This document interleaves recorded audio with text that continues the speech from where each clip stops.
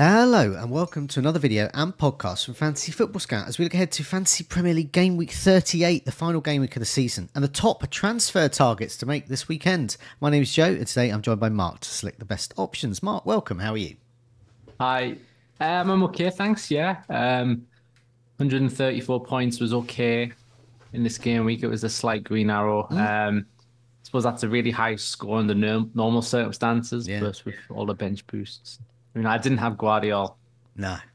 unfortunately. No, With all I the single, I was similar, around 137, I think, and like a 5k a green arrow, so sort of going into the final game week around the 20k mark and hoping for the best. And but yeah, I didn't have Guardiola either, but maybe, just maybe, he'll be one of our transfer tips.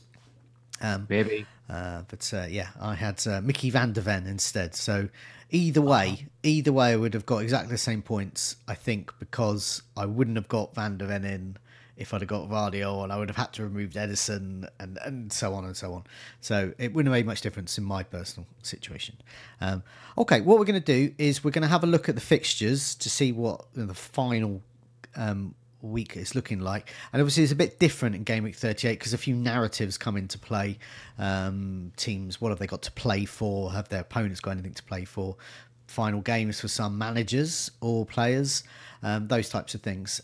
We'll look at the top three options of transfers to bring in amongst defenders, then midfielders, then forwards, and we've tried to select players that, I mean, whilst they might on the face of it look well owned, they're probably not in a lot of engaged managers' teams, particularly those who perhaps use their bench boost in 37, and some of those will be very, very low owned. So these are genuine. So if you're looking at this and saying, where's Palmer, where's Haaland, here's a spoiler, they're not in our list. That doesn't mean they're not great players this week. It's just they're very, very likely to be in all your teams anyway, so it's pointless us saying, oh, bring Palmer in, he's a great option, because that's old news. What we want is some different players. Just a reminder, do press that like button, and it really helps us out. And do remember to subscribe, keep up to date with our latest videos and podcasts. Okay, let's have a look at the fixtures.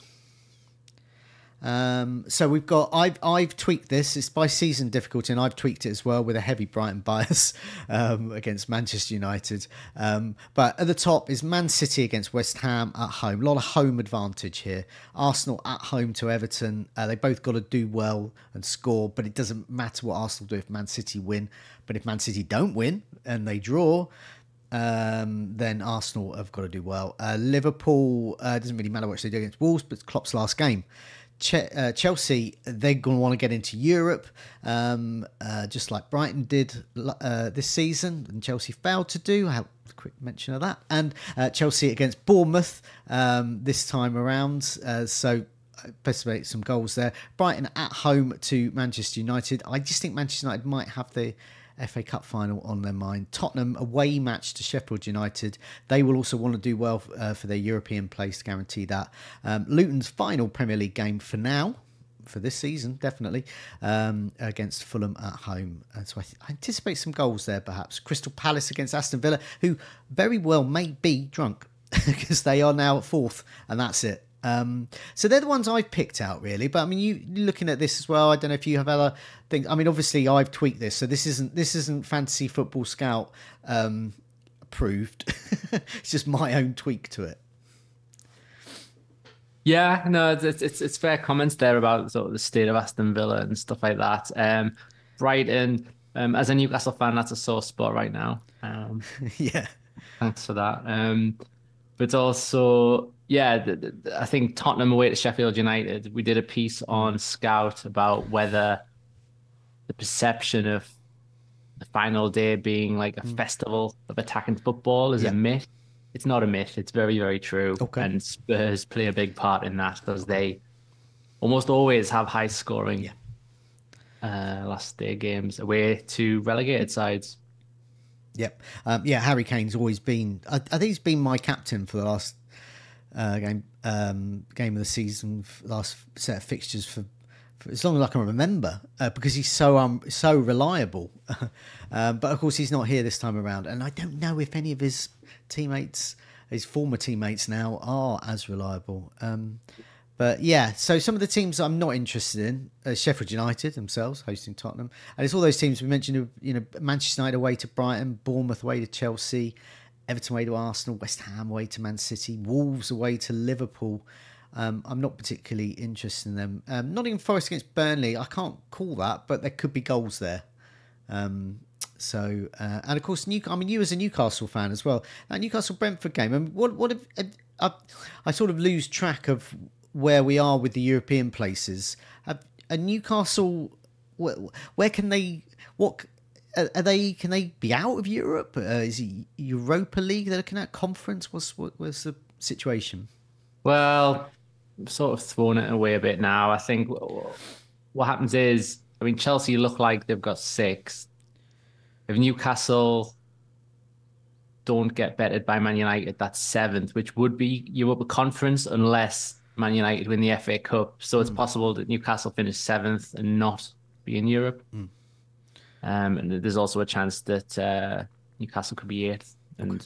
So they've essentially got to win the Brentford game, and they've got to do well in that. They've got to, in order to give themselves a chance to be in Europe. And presumably, Newcastle aren't like, you know, Spurs or Chelsea where they moan about like, oh, in the conference, poor us. I would imagine Newcastle, because of not being in Europe for so many years, if you're in the conference, it's not, you know, as good as Champions League, but you'd still be happy to be in Europe somewhere. Oh, totally. Would love it. And without wanting to say anything silly, I think you look at the lineup of sort of the Conference League teams in the latter stages, and you think Newcastle would have a really good chance of winning that. Yeah. And it's been a long time without a trophy. You might be more likely to win that than an FA Cup because you're competing against Man City and stuff here. So up here we really like to be in that competition. We're not going to disrespect it at all. It would be. Yeah, I mean, I sort of wish Brighton were in that this season, because they were in the Europa League above, you know, teams like Villa, and the quality of the competition in the Europa League was okay in the group stages, but Europa League, when you get to the final stages and you get, you know, likes of Roma in our case, it's like, whoa, that's like another step up. But whereas with the conference, well, not to belittle it, I think teams like Brighton would have had a better chance in the conference. I'm not saying they would have won it or even got, you know, much further, but they would have had a better chance. And I think that's a really good. Yeah, Newcastle, I would imagine, would be the favourite from the off if they were in that.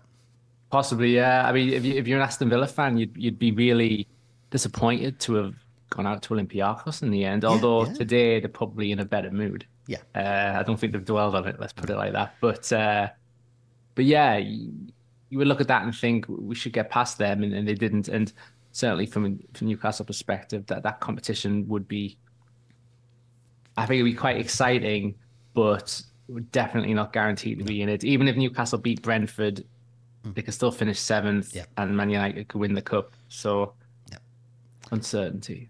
But I mean, the gist of Gw38 and why, as you were saying, and I do recommend obviously people look at that article of yours about the amount of goals there are on the final day, is because other things come to play for those teams that have been relegated. They've got a lot of pride to play for. It's their last chance to be in the top flight for a while. There might be, you know, some of these manager moves. Klopp's final game at Liverpool, that just adds a bit of spice to it. As I said about Villa. You know, having 4th place secured, so Crystal Palace's front 3 against that back line could be good.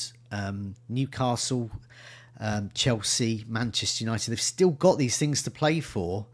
I just think with Manchester United's case, because of the FA Cup final as well, so they might see that as a better route, you know, than trying to compete against all these other, you know, good teams all at once on that final day. And then you got team, I just think there's a lot of chance for goals this time around. It'd be very, very disappointing. I just can't see it being goalless at Liverpool at home to Wolves. I can't see that goalless, for example. But anyway, with all that in mind, we've got our 3. We'll move on to our 3 defenders first. So here we go. So these are the 3 defensive transfers that we're recommending. We'll start with Alexander Arnold first. So if you've got a bit of money, I did a free hit team earlier this week for a video, and I found myself with 8.5 million in the bank for my defensive slot. So I thought, well, hang on a minute, I'll just get Alexander Arnold. I think if you've got the money, get him. At home to Wolves, Klopp's last game, yes, he's 8.4, but he's getting 4.3 points a match, which is a lot for a defender. He's only in 1 in 10 teams currently, and I suspect that percentage is even lower amongst very engaged managers who perhaps would have played a bench boost and discarded their Liverpool assets. But yeah, I guess if you can't afford Alexander Arnold, someone like Robertson could be good, but he might be carrying an injury. But anyway, the basic principle, Alexander Arnold, I think looks good for this week. Yeah, it's strange to advocate an expensive defender in a team that's conceded at least twice in 4 games in a row, but he's not about that really, or certainly when you add the emotional factor of the club farewell, he's all about the attacking stuff, isn't he? Big chances created. He's the number 1 defender for that, and I think only Porro has more shots, so he's Trent clean sheets are a bonus. Yeah. Really about the attacking qualities, and this seems like a good opponent to face. Yeah, I mean, 5 assists, three goals this season, 60 chances. These are good stats. If you can't get to Alexander Arnold, and if you haven't doubled up on the Arsenal back line, then I think it's probably just worth, don't mess around, just get the best defender in FPL at the moment, which is Benjamin White. 6.1 million, so he's much more affordable. His points per match is a whopping 5. He is in a fifth of teams, and he will be in many engaged managers' teams, but he might not be in your team. You might be watching this and thinking, well, I need a defender. I've got a bit of money. I just wouldn't mess around. If you've already got Gabriel or Saliba, just pair him up with Ben White. A match at home to Everton. I think in terms of clean sheets, I can only see Arsenal, and even then, Everton will probably score. But I think Arsenal's probably the only place for a clean sheet. Had similar thoughts, yeah. It's the only defense you can sort of trust on a day that, as we've mentioned, is already traditionally high scoring, and then throw in the fact that this season has like broken the record for goals and fewer clean sheets. So add it all together, there's not a lot of clean sheets you can really foresee happening, only possibly Arsenal, yeah. I think they're aiming for their 11th in 15. Wow. Which is, and I think White has one more because he got taken off early. He does, yeah. In one of those other games as well. So it's freakish form, really. And Everton have scored the second fewest. So it just makes so much sense to have at least one, probably 2 Arsenal defenders. Yeah, 4 goals and 5 assists for Benjamin White as well, with his 18 clean sheets that he personally has got. Yeah, very good. And the next one is Gvardiol. Now, he will be in a number of teams already, but he might not be. He's not in my team, not in your team. We missed out. And there will be a lot of Man City triple-ups. But with Ederson seemingly out cold, I presume he's going to have concussion and won't be able to play this weekend. So that opens up a slot. So if you've got 2 free transfers and you're happy with your attackers, Ederson out, get someone else in, upgrade a defender to Gvardiol, bung him in. Well, we're recording this at basically the same time that Man City have tweeted about Ederson. Okay. What's the latest? Because I haven't seen that yet. It's on their website, actually. Manchester City can confirm that Ederson will miss the final 2 games due to a small fracture of his eye socket. My lord. So it's not even the sort of concussion, it's actual fracture. Okay. Well, then there it is then. So I have Ederson in my team, so I'll play Petrovic as my other goalkeeper. If I didn't have, so for example, if I had Dubravka and Ederson, and Dubravka, obviously Nick Pope could get the final game, he might not. But if I had, or a goalkeeper who wasn't playing, Ederson might have to go out anyway, down to Ortega, 3.7, is he? 3.6? And then I've got a Man City space free and money in the bank. So I would be. I mean, I wish I had 2 free transfers. I don't, but if I did, I'd possibly do that switch. Hmm. Yeah, but Yeah, it's tough. I'm in a similar situation in that got Petrovic and Edison, and it sort of decides that, but at the same time, not having any Man City defender um, doesn't feel great either. no, he is 5.1 million, 4.5 points per match more than Alexander Arnold. He is in 15% of teams. That would include a number of engaged managers, but only 15%, 15.9%. And of course, he's got that home against West Ham. But yeah, I mean, I wouldn't go as far as taking him for a hit, but I think for Edison owners who don't have a backup goalkeeper, Gvardiol would be very, very tempting because he's playing pretty much as a left winger at the moment. Let's move on to midfielders. So once again, they're not necessarily like really, really low owned, but they might not necessarily be in your mini league rivals teams or other engaged managers. But we'll start off with one who's definitely not in a lot of teams at the moment, and that's Elise. He's 5.7 million points per match. I mean, you're starting to get some big returns here compared to defenders. 6.6 points per match. He's only in I think I've got this right. I think I've got the decimal point right. He's only in 2.4% of teams. He is in more engaged managers teams than the general public. But I think ahead of Aston Villa, who have secured their place.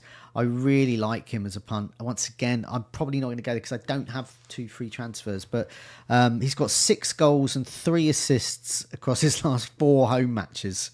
And I've written in my notes, against a drunk Villa side. What can he add to that? Elise, Palace, midfielders, Eze's in the mix as well. He looks a good transfer, I think. Yeah, he just won't stop. He's got successive double-digit hauls, 10 goals, 5 assists. The stat I like about him is that of everybody who's started more than once, so that rules out Dendoncker. Yeah. He has the best points per start rate of the season. Oh, really? Okay. Just ahead of Palmer and Haaland. Not bad company. No, and particularly good at home. And it's just that Villa. I just don't know. I mean, a Villa. They have got nothing to play for. It's not even that they've got like a cup game afterwards, that's it now. Their season is done. So I wonder who's going to play. And it's away as well. So it's not even at home where they can give their fans a good, goodbye. I can't see what Villa are going to offer on this game. Yeah, I mean, the defense was not the best anyway. Never mind with these circumstances. We saw them the other night sort of concede a few at Liverpool. They've got over the season, Villa have conceded the 4th fewest shots, but the 4th most big chances, which I always find interesting, sort of side by side one. Yeah. And as you say, that was when they were motivated. Yeah. So Eze as well, I think, is a good shot as well, but Elise definitely for this week. The next one is Saka. He's in a whopping half of teams, 50.5%. That's actually a little bit less than he was in 55%, I think it was, before this double game week. So a number of people have got rid of him on the double game week. So there'll be a lot. So there's a small but nevertheless notable contingent of engaged managers that no longer have Saka, myself included. In terms of transfer targets, he's probably top for me, and I'm probably going to get him in. I'm at around the 20k mark. I'm quite happy to go a bit more. If I drop a bit less, I don't mind. If I stay where I am, I don't mind. I would need something spectacular to get up to the top 10k, and my FPL career and credentials are not at stake, particularly whatever I do. I just want to get a good player in, and it was the thing that Tom Freeman on the our team selection show pointed out to me, because I'm thinking of an Arsenal midfielder, Havertz is in contention as well. Trossard even, Odegaard. But he's saying Saka's against Ashley Young. And so that says to me penalties. That says to me Saka against Ashley Young. So yeah, That's a really good 8.9 point. million, 6.5 points per match in 50.5% teams, and he's at home to Everton. Yeah, is he on your team? Are you thinking of getting him in? Um, I do have two free transfers, and I must Oh, admit, the plan. I think my heart has always said Havertz this week. I've got Fernandez and Gordon. Wouldn't mind selling one of them for him. Although this, yeah, maybe both transfers have to go yeah, on the Gvardiol thing now. But heart says Havertz, but there's absolutely nothing wrong with Saka. He's on penalties. yeah, Ashley Young as well. So yeah. these are all equally strong factors. He's had the most penalty area touches over the season, which means he's going to get in the box a lot and give Ashley Young a lot of Yeah. chances to pull him down. So, and if there is a slight, I wouldn't say differential element to Saka, but if there is a decent amount of gain to be made from him now, then he becomes an option again because I think a lot of people like these final day transfers to sort of be a little bit maverick, sort of Yeah. a bit rogue, and he isn't as template as Palmer is, for example. So Yeah. there is a gain to be made. He's on penalties. All Arsenal can do is win by as much as they can and hope for a miracle. I mean, it's funny with his ownership as well. So yes, you can get I don't know, at least say 2.4%. You're going to get. I mean, bear in mind, a lot of people are going to be getting him in this week, hence him being in our list. But you'll get more of his points. So say he gets 10 points, you get more of those added to your benefit. But if Saka gets 10 points as well, you've got to factor in that you perhaps don't own him, and you're down 5 points essentially. So I'm just looking at players that are good, something to play for, and the real top picks, and if you can get them. Now you've got two free transfers. Are you tempted to get our next midfielder in, Salah? Because you could. 13.4 million. I can't with one transfer. I would have to take a hit. I don't want to do that. You can get him in. So would you do that? Could do. I'm not really feeling it, to be honest. I just think there's so many appealing midfielders out there this week. I think it is Salah worth the trouble.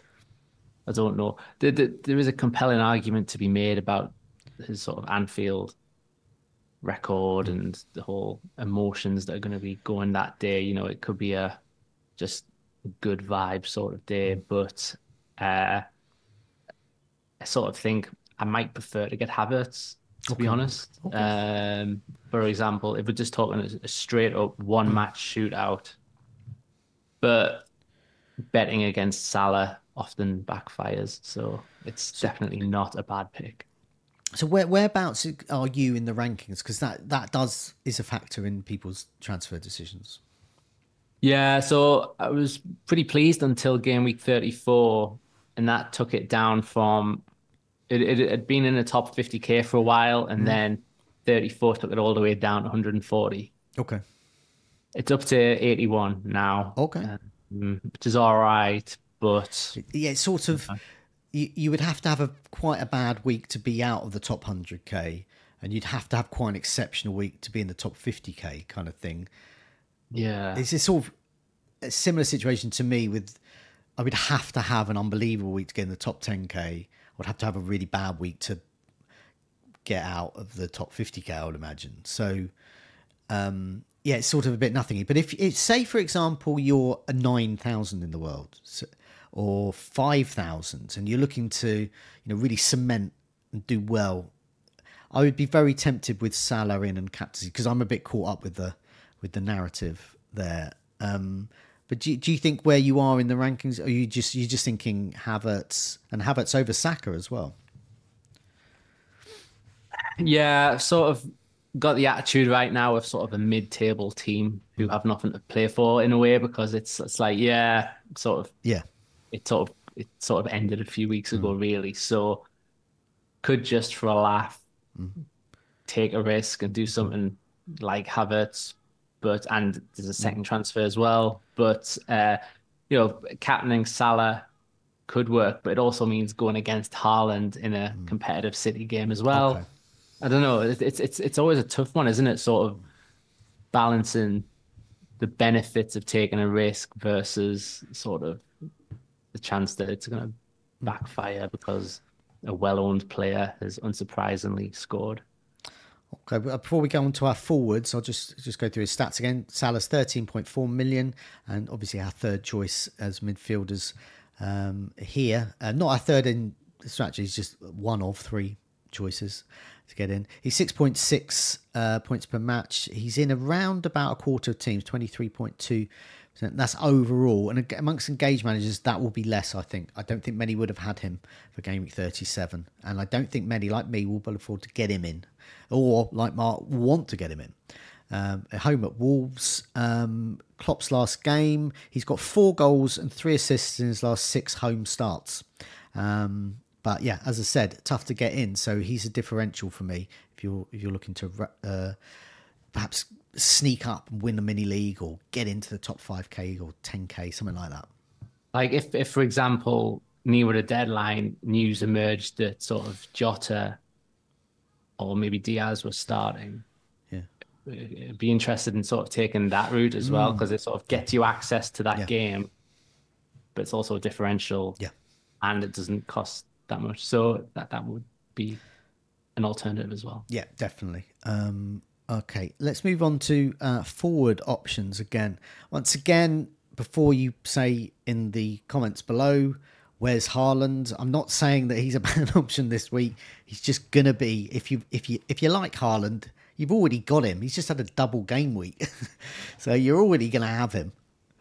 So he's not really going to be your transfer in. So these are players that probably not in your team that you might want to get in that could do really well. And the first one, on the same theme with Elise playing a drunk Villa, Mateta. It's Mateta, Elise, Eze, absolutely. What I mean, even as a Brighton fan, I have to say Palace have arguably one of, if not the, no, is it the best? Is it the best front three in the Premier League at the moment? The best at the moment out of all of the 20 teams. Is it the best front three? Not like, yeah. Well, I mean, Man City's is quite good, but yeah, I see what you're saying. The momentum. But what is City's? Great, what is City's front three? I can't. Because Foden might be in the middle. It's a little bit fluid, isn't it? Okay, good point. Yeah, we'll say Palace. Newcastle's is, I mean, Gordon, Isak.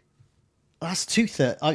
If it was Gordon, Isak, and Eze, then I would say Newcastle's is the best. But it's sort of 2/3 good.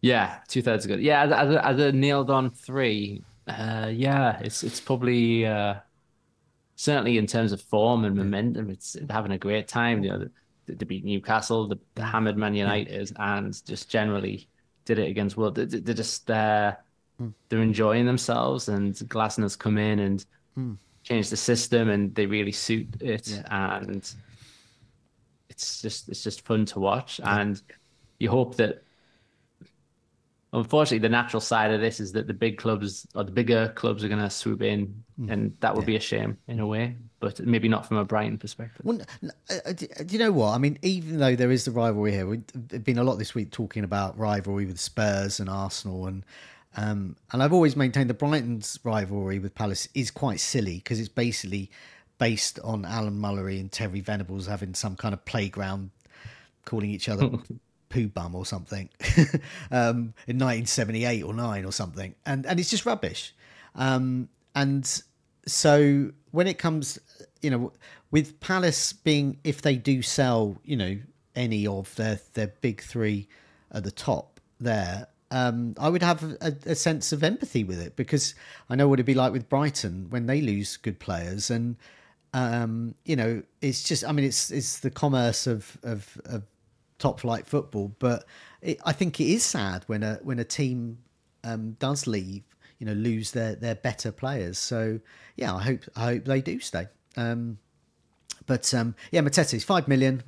So if you are thinking against Salah and want to downgrade someone, Mateta could be the one to come in. 4.3 points a match. He's only in 5.8% of teams, and he's got that Villa game. He has got 6 goals and an assist in his last 5 appearances. So he's in form. All the front 3 are.